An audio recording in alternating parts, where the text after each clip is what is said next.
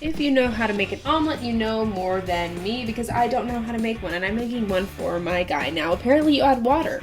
I had to look up why. Apparently you add water so that it can steam the egg within, as well as, cook it whenever it's actually on the stove. So we're gonna try and make that today, and we're doing it in a rush because he's about to come home. So join me. Omelets seem really easy because all you need is eggs, water, and maybe cheese. And of course, salt. We'll just go ahead and add the salt. The healthy pinch of salt. That seems healthy, right?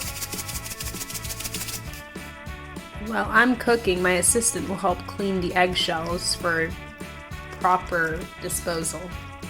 I already sprayed our pans, so all I'm gonna do is add the eggs.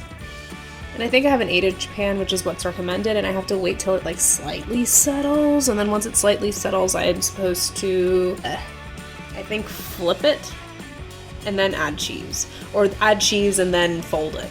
We'll see. We'll see what happens. I'm gonna continue shredding the cheese. Unless you have shredded cheese, then you wanna do this step too.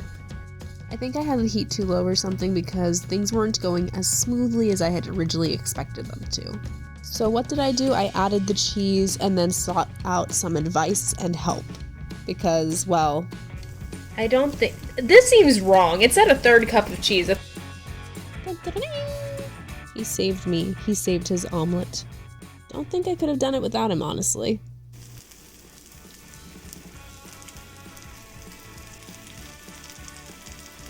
In short, making an omelet was a little bit more difficult for me than I thought. Maybe I need to start off with an omelet without cheese. Or maybe just less cheese.